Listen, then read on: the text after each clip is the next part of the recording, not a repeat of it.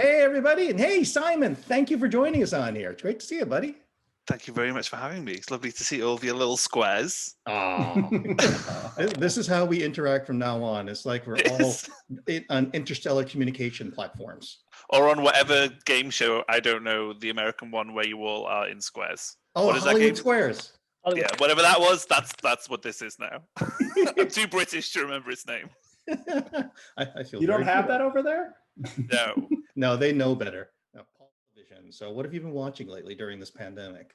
I know I work on the show, but I was a huge fan of Bob's before I was on it. So the seasons prior to when I joined, I also watched those a lot too. Wow, you sound like a fan. I will say, I am a fan. Yes. It seems like you do a new podcast or a new blog every week or so.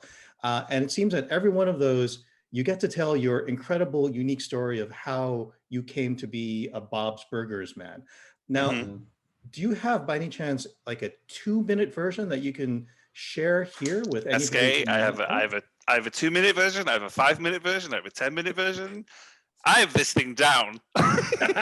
All right, 2 minutes. We're starting from synchronizing naked wrists and now. Okay, so I was always obsessed with animation ever since I was a little kid. I constantly was just drawing as soon as I could hold a pen, and didn't know how to apply that into what I wanted to do as a career until I saw Toy Story in the cinema, and I walked out of the cinema and was like, that is what I want to do. I don't know what it is, but I want to tell stories through the medium of drawing. And then my whole education and career after that was dedicated to just teaching myself how to animate. And a lot of that involved teaching myself in my spare time how to animate many things. And I find the best way to learn is to imitate. So I would imitate South Park. I would imitate anime.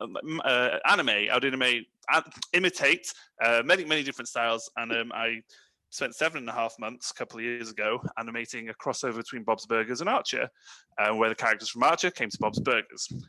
Put it online in July 2017, and then the day after I uploaded it, Lauren Bouchard, the creator of Bob's, tweeted me and offered me a job. And I didn't think it was real. I thought it was a publicity stunt, but it was real. 2 months later, I sold all my belongings and moved across to America, and now I work on Bob's Burgers. 1 minute! Yes! That was a minute! Oh, yes! 1 minute! Wow. How many episodes of Bob's have you directed to this point? So literally today, I finished my 7th episode.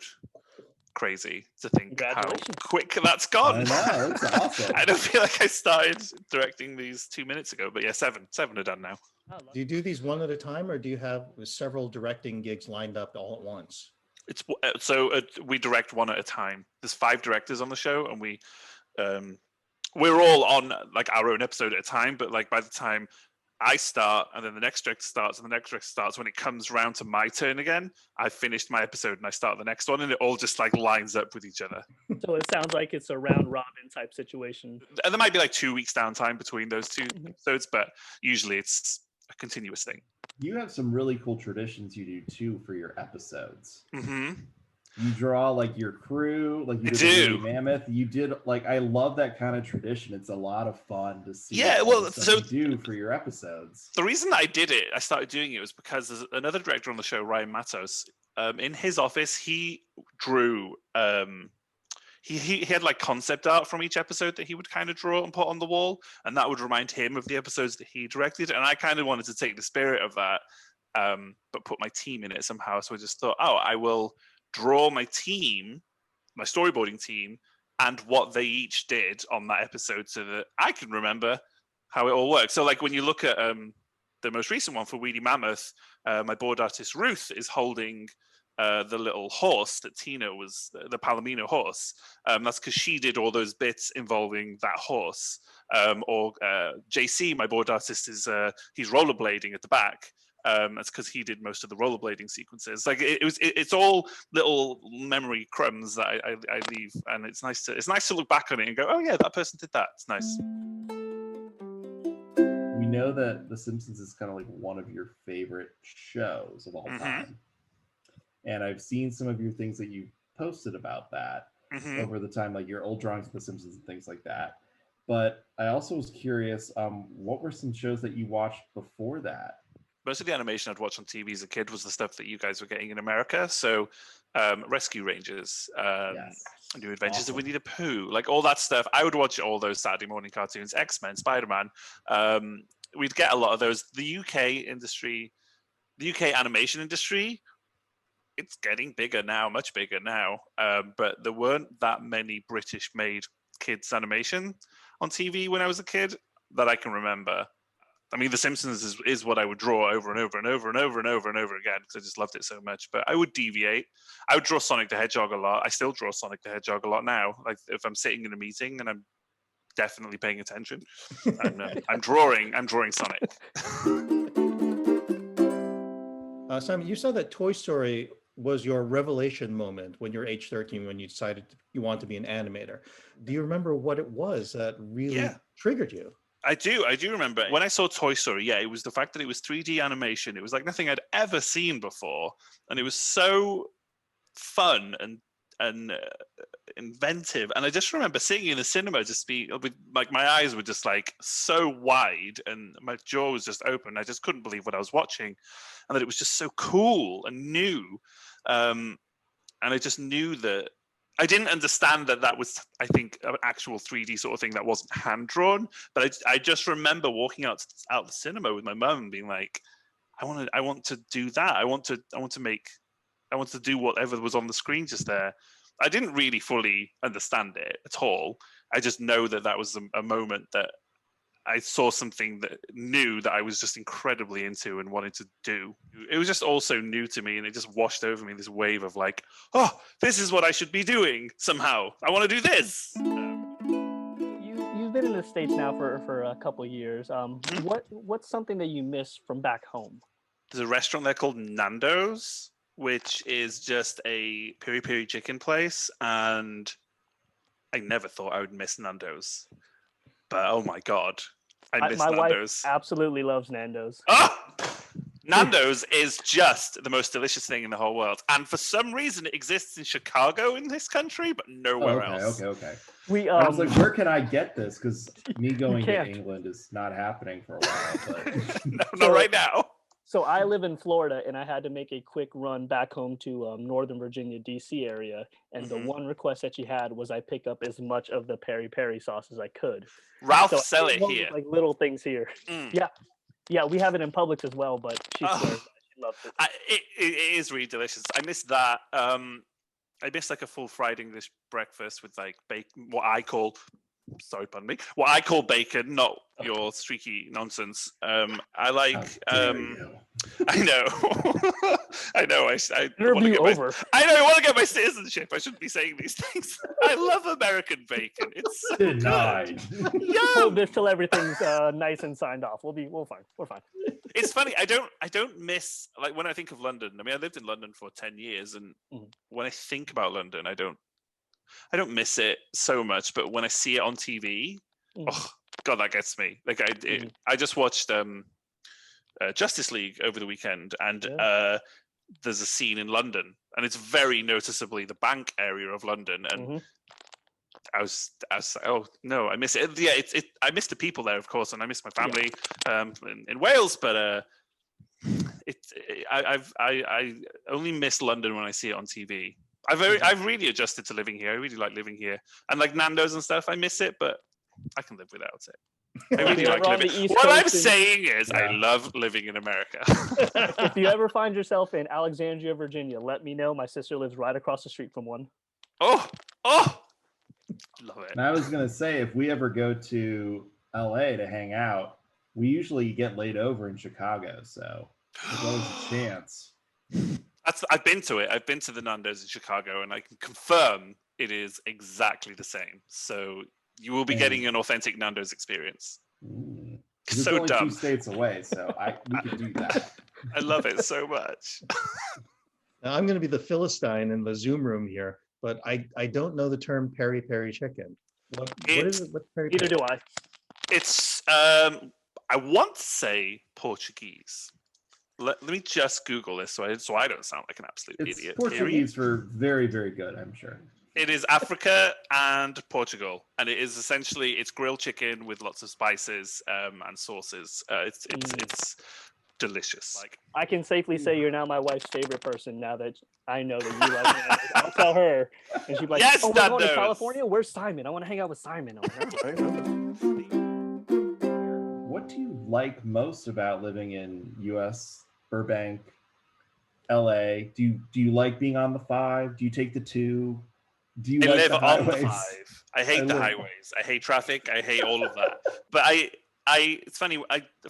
5 or 6 years ago, I did a road trip across America, and I started in Miami. I ended in LA, and I was here for 2 days. And my experience of LA was 2 days in Disneyland and the Walk of Fame, and I was just like, no. I mean, LA is lovely. I don't think I ever want to live there. So when I got this job and realized, oh, I've got to move to LA, I was very wonderfully proved very wrong, and LA is awesome. I really love living here so much. It's warm all the time.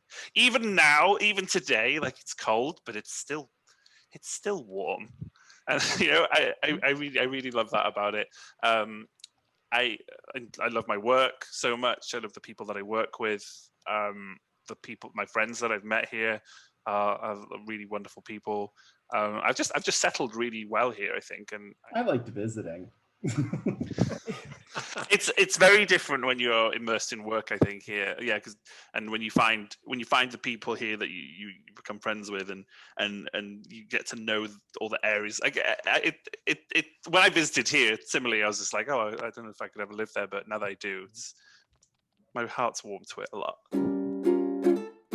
Any chance there could be a small, like, Oscar-nominated animated short of the Simons travels around the U.S., the road trip? I would love it. There is a video online somewhere of my American road trip. Don't watch it. I was gonna say we'll link it in the description below, but not anymore. Don't do that. No one should watch that video, but it does exist somewhere online. After this ends, you're gonna have a bump of like 9 viewers. Woo! How does the animation industry differ between the US and the UK? It's a tricky one to answer because when I had an animation studio in London for 8 years, but we only did advertising. We didn't do storytelling or any TV stuff. Okay. So I can't compare it so much that way. I do know that there's a lot of post-production animation houses in London. So visual effects on films, that's a big industry in London. But actual TV animation that I do now, it's not really comparable. It's all here. It's just like Nickelodeon's Cartoon Network, Disney, Fox. They're all here. They're not in London. Okay. So if I was to suddenly be deported for whatever reason, I don't know where I would work. I don't know what I would do. I think London or the UK really didn't embrace children's animation the way we did here in the States. There's a dearth there in London for that. I mean, yes, there was. I mean, I'm gonna put it down to our population being so much smaller than yours, and even if you look at any British TV show now, it's 6 episodes long. It's not 22. It's because we don't have the budgets that you guys have, and we don't have. It's just we're just a smaller scale version of America in the TV industry. So we had, like I say, some British kids animated TV shows, but I'm blanking on them. Super Ted, that's one. Banana Man, oh my god, they're all coming back to me. Nessie, Jeez. No, we've stopped there. That was my list. That was my list. We had 3. I had 3. It starts and ends with Banana Man. Banana Man was amazing. No, wait. Yes, it was Banana Man. Yes, that is correct. He ate bananas and turned into a superhero. What more do you need to know? Super Ted was a teddy bear who was a superhero. Perfect. They don't bury the lead. It's just right there on front. It's just right there. We're not going to lie to you. It is literally what you think it is. And it was great. If there's one that any British person's listening to that's screaming at me right now, I'm sorry. I'm a bad British person. I left the UK. If it's not Banana Man, I don't care to know about it. Exactly. Well, this means that you were destined to come here, if not to Los Angeles, but to America, because this is clearly where your unique skill set can really thrive. Yeah, exactly. My knowledge of animation all derives from American animated TV. So, yeah, I'm in the right place, I think. I'm Welsh with a Malaysian last name. It's a roller coaster of genetics. Yeah, my last name, they'd hire me and I turn up and they're like, wait, this isn't what we thought. I can't speak a word. Mike is half Asian too, over here. So I am from the Philippines. Yeah. Oh! So this show is half Asian out of the three of us. Yeah. It is. Together. Yeah, JB. No. Yeah, you wait over there. Yeah, I'm actually just. You gotta wait outside now. Right, a roller coaster of genetics. I love that. Coming to MTV this fall. I don't know why MTV. Well. It just is. It has to go there first. Yeah. It's a reality show where there's just a lot of college-age kids and alcohol and a lot of bad choices. There you go. That's the roller coaster of genetics.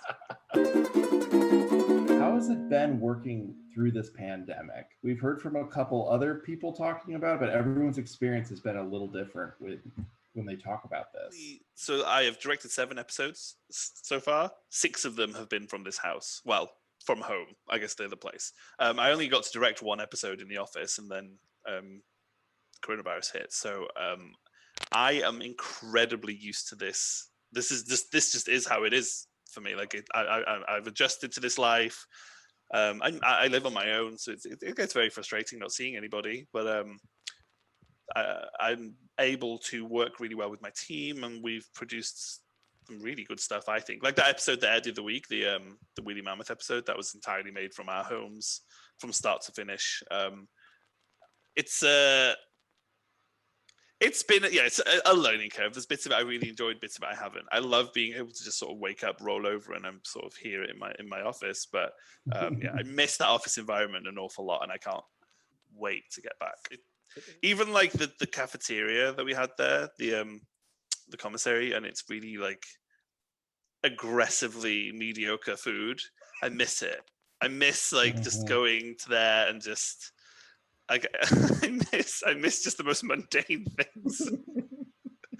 but I'm very comfortable. I'm very comfortable from where I am, and I'm incredibly grateful that, of course, I'm still working and that the show's still managing to keep going. And we haven't missed a single deadline. We've produced because it's been a year now. We've produced a whole season from our houses. So yeah, we're making it work successfully, I think. Well, we've come to the section of the interview that we call What the Fans Want to Know. And we solicited questions from all of you fans out there who are, of course, listening voraciously to our podcast and voraciously subscribing and posting and reposting our very images. Voraciously. Yes, indeed. So Simon has graciously agreed to voraciously answer all of your questions. Voracious. A very voracious fan, Adam Wilson. Voracious! He has 2 questions. Count them, 1 and 2. He wants to know, for the first one, what's your favorite scene from one of the episodes that you've worked on? Well, my favorite one hasn't aired yet. That's my next episode. Fingers Loose. I can't say what it is, but there's something in that episode that I really enjoyed doing. Outside of that, my other favorite one is from the episode that just aired last weekend, and it was when Bob and the kids are in the car and Gail and Linda pass by with the Wheelie Mammoth stuffed in the side of the car and the trunks flapping around, and Gail and Linda are like, "Oh, what's going on?" Like that. I did that. I storyboarded that bit myself, and I'm just really pleased with how it turned out. It was so stupid and so funny. Everybody just keep looking at this thing over here. Just keep looking at it. So originally, the line now is like, look at those trees. What do those trees remind you of? But when I was doing it, the line was, look at those rocks over there. Don't they look like potatoes? No, like potato rocks. That's stupid. And it changed to trees at some point along the way. I want to know what these potato rocks look like. We never showed them, so we'll never know. No, it's a Bob's secret. No one will know. And his second question, which is, what is your favorite burger of the day? Baby, you can drive my car.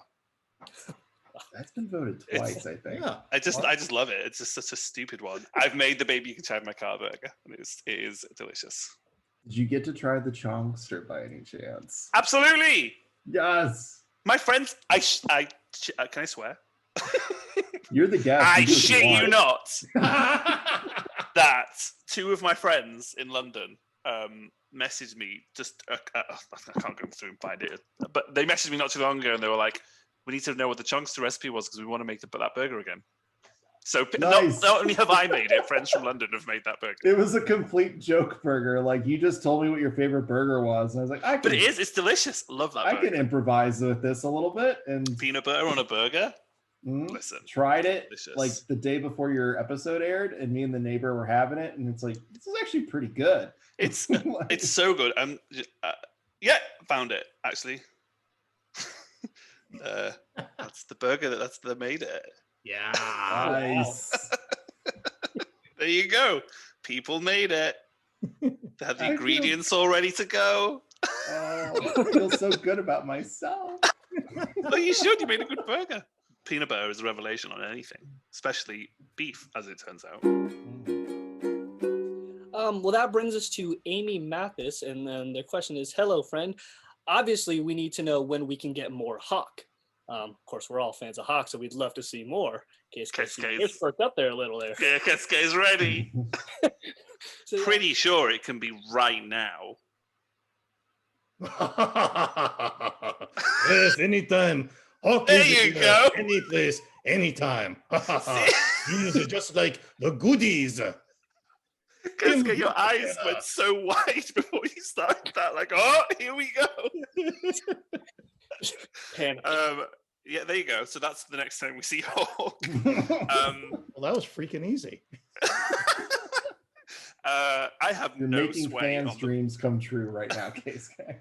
I have no sway on the writers or the writing of the show whatsoever, so I truly have no idea when Hawk will appear again. But I would love it just as much as everyone else would, as much as Keisuke would. It would be wonderful to have him back. Also, I am loving all the Hamilton references, and we want to see more. Imagine Teddy rapping Guns and Ships. Of course, I would love to see Teddy sing more. I That will would be say- wonderful. So this is one from Kevin Mock. He wants to know, what do you love about the fans from each of the 3 Bento Box shows, from Bob's, Central Park, and The Great North? Well, Central Park and The Great North came out during the pandemic, so I've not met any of those. We haven't had an opportunity to go to a Comic-Con or to WonderCon and see what fans of those shows are like, whether people would cosplay them or not. But Bob's fans, they're just having been such a big Bob's fan myself, to suddenly being on the other side of it and then seeing the fans react to stuff that I'm making now with the show. It's an indescribably weird feeling. It's really cool, and everyone is just so courteous and nice and friendly, and the passion for it is just really real. You can see that when you go to Comic-Con, you just see somebody who may not have gone to go to the meetup that's organized or anything like that. They've just gone dressed up as Tina to walk around Comic-Con for the day. Like, it's just the sweetest thing to see. And I really love hearing stories about how people use it to help with anxiety and depression, and just people who've used it to help them through the coronavirus pandemic. That's been really lovely. Everyone's really nice, is what I'm trying to say. In a long roundabout way, everyone's lovely. Well, some of the first contacts that I ever had from the Bob's group in Facebook, they were asking me if I could convey some of those messages that we've been seeing in the group forever about how Bob's has helped them with their anxiety. It has helped them with their issues of feeling like an outcast or not fitting in or not being successful. All of these things that happen to people every day, and all these little victories that are the heart of Bob's Burgers seem to have really struck this powerful chord with them. On our work Slack, people who mail stuff to us, I have no idea how they mail stuff to us, but people who do, they'll scan it in and send it to us on our work Slack. So we get to see like handwritten letters from kids who just love the show. It's very sweet. The whole thing's very sweet. Oh, I'd love to see some of those one day. Well, that brings us to a question that we get all the time. Dan Young would like to know, is there anything that you can tell us about the Bob's Burgers? Well, wouldn't you like to know, Dan Young? Wouldn't everyone like to know? No. Moving on. Next question.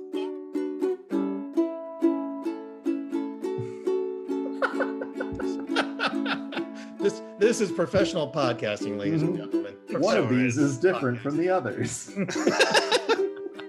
I'm dying, I think.